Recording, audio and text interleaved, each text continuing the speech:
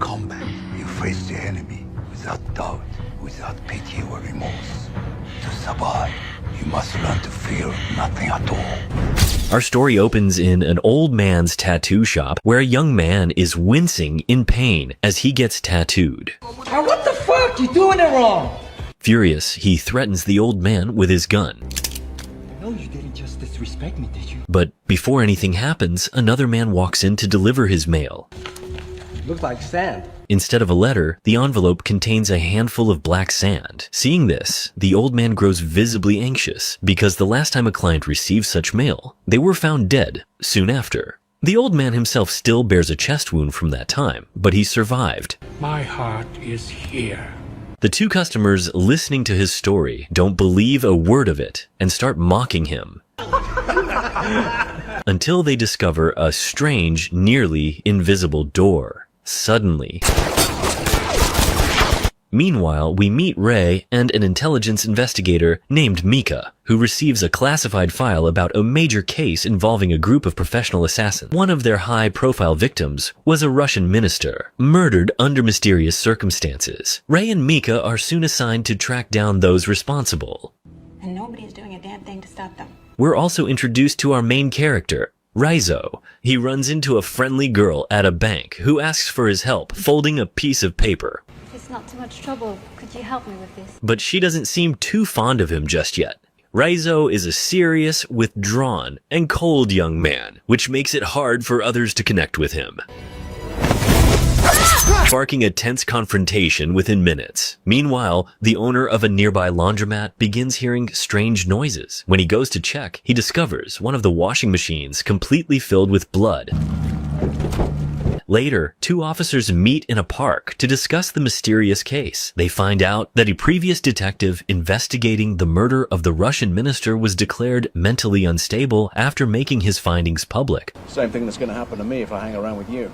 When Raizo returns home, memories of his harsh childhood training flood back. His mentor, who treated him like his son, trained him alongside other children, including a girl named Kiriko, Master them. who clearly held a special place in his life. Their leader taught them about the power of the Ozunu clan, a brutal philosophy focused on enduring pain and recovering from injuries through sheer willpower. This is the power of the Ozunu clan. Over many years, these children were hardened into deadly assassins, often forced to fight even their own kin. Life is combat. As the years went by, Raizo continued his grueling training, learning to endure excruciating pain, like driving nails through his feet and forcing himself to ignore the agony. Pain breeds weakness. Any show of weakness resulted in brutal punishment, leaving deep scars on his body. Fortunately, one night, Kiriko offered him a moment of kindness, helping him cope with the pain. Even today, Raizo still bears those scars, reminders of everything he endured and learned. The next day, Mika decides to visit the widow of the last investigator to gather more information about his case. The woman explains that her husband's report had drawn unwanted attention, so they fortified their house. Locks on the windows, locks on the doors, locks on the locks. He put in cameras and... Even with all those precautions, it wasn't enough. One night, the security systems failed, and the investigator was murdered. The widow still has a safe containing her late husband's most important evidence, which Mika asks to examine. Inside, she finds several photographs of ancient writings, a clan symbol drawn on parchment, a papyrus scroll, and a video showing a man's brutal murder. But the most shocking discovery of all is that the security footage clearly shows the face of none other than our protagonist, Raizo. Later that night, Mika reads the murdered minister's report in full detail and discovers new information about the clan's ruthless training rituals. Meanwhile, Raizo continues his relentless training, recalling the intense battles of his youth, fights that shaped him into a nearly invincible warrior. One day, his master orders him to inflict punishment on a defeated comrade, saying that pain must always leave a scar. You think this is pain? Although the rule demands it, the girls in the class refuse to carry out the command. Because of their defiance, they suffer the brutal consequences. The lesson left a deep scar on Quiriko's face, and that same night, she was locked inside a bamboo cage. Rai managed to sneak her some water and promised that he would always take care of her. The next day, training continued in the middle of a violent storm. That night, while everyone was asleep, Quirico decided to escape. Seeing this, our protagonist ran after her, trying to stop her and warning that they'd both face the harshest punishment if caught. I have to. But Quirico replied that no one could ever take control of her heart. Determined to follow her plan, she invited him to run away with her. My life is you. Their story ended with a tender kiss before she disappeared into the night.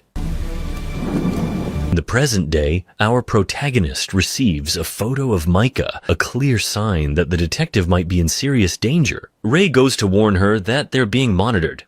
What are we gonna do? You are going to go home, pack your bags, and go on holiday. Powerful people have ordered all the information from her office to be wiped. Knowing the risk, he gives her a gun so she can protect herself, since the enemies she's facing are extremely dangerous. Take this. It's clean.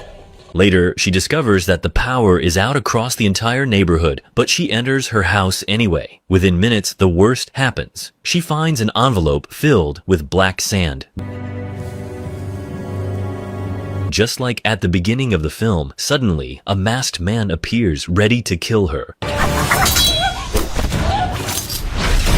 A brutal fight breaks out. The investigator fires her gun, and miraculously, another man bursts in with a shout, defending her. The mysterious stranger manages to defeat the attacker, and once the chaos settles, he reveals his identity. He turns out to be the real Ripple. His name was G. You're from his clan. Then why did you stop him? At that moment, we see the heartbreaking flashback of Quirico being captured by her brothers. Clans. After one of her failed escape attempts, the clan leader decides to punish her by plunging a sword straight into her heart.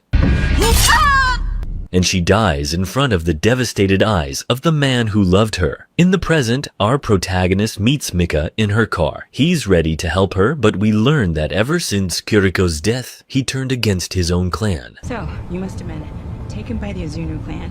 And things have become dangerous for him. After his initiation ritual that night, he was ordered to assassinate a powerful man. He managed to do it quickly, but soon after, his leader demanded something even darker. She tried to run from us.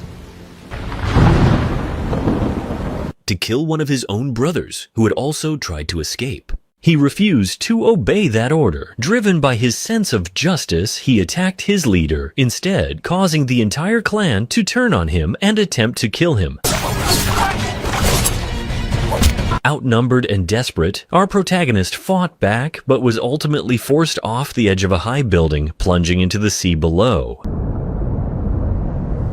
And that's how he managed to survive. From that moment on, he began a new life as a vigilante. In the present, the two of them go to a store to buy new clothes, then hide out in a hotel. They arrange a secret meeting, but it turns out to be a trap.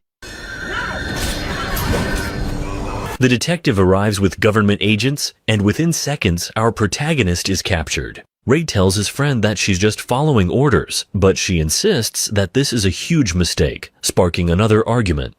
When you're the one telling me it was our job to stop him. They both head into a private office, where the detective realizes she's actually on his side. Everything that's happening is part of a joint plan that must be handled carefully. And no matter where you are, I'll find you. Later, she approaches our protagonist, offering him some water and apologizing for what happened. I'm sorry, I didn't know about any of this. When the investigator says she'll try to protect him, Ray replies that it's too late because they're already on their way. Well, I think these gentlemen can handle a few whack jobs wearing pajamas, am I right? Without wasting any time, she rushes to warn him, but he ignores her while arguing in the operations center. Chaos breaks out, and that's when one of the most epic battles begins. After 10 minutes of fighting between the two sides, she realizes she needs to escape and help our protagonist. She decides to run to the parking lot to get the car while Ray faces his clan brothers in an epic showdown. Suddenly, several masked men ambush her, but within minutes, she manages to take them down, barely keeping control of the situation. She arrives just in time to help our protagonist, who is seriously injured. We have to get you to a hospital. Now. They return to the motel, but his condition worsens, and he loses consciousness. I'm just a forensic researcher. She tries to wake him up, but he doesn't respond, leaving her no choice but to activate the Rayan Restorer so the police can locate him. Triangulating a position now. When the officers arrive, they only find her. The clan had shown up minutes earlier and kidnapped him. They took him 10 minutes ago.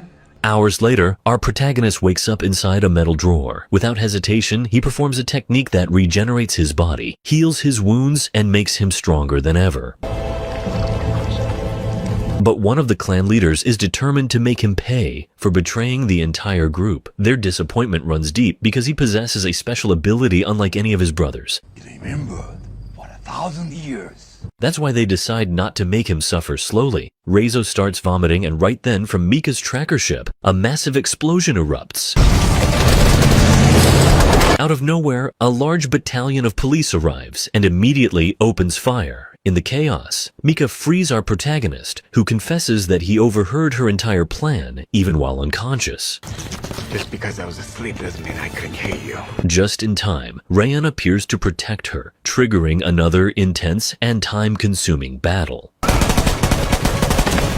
In the following scenes, we see that determined to finish his mission once and for all. He fights harder than ever, while the police unleash everything they have to destroy the hideout. Later, he confronts the boy who killed the chemist in a brutal hand-to-hand fight. Cold, calculated, and unforgiving. The boy taunts him, asking if he still thinks about her. Do you still think about her? Which sends our protagonist into a rage. Fueled by fury, he kills the boy with ease, then goes after the clan leader, a powerful fighter who knocks him down several times. As they clash, the leader mocks him, calling him a loser, trying to break his spirit. Because you put yourself before your family. In a surprise move, the leader vanishes and attacks from behind, but even that isn't enough to stop him. Micah rushes in to defend, only for the leader to stab her. Just as he's about to strike again, our protagonist channels all his remaining strength, turns invisible, and kills his trainer in one swift move. As the flames consume the hideout, he carries Mika's body in his arms, devastated that he couldn't save her. But at the very last moment, she takes a faint breath. It turns out that despite being injured, she actually survived because her heart was on the frozen right side of her chest, just like the old man at the beginning of the movie. That detail makes sense of the man leaving without saying goodbye. A few days later, we see him climbing the same wall his true love once climbed years ago. From the top, he gazes at the breathtaking view on the other side, a sight that fills him with hope and satisfaction for having overcome everything. And that's how it all ends. If you enjoyed the story, don't forget to smash that like button so more people can find this video.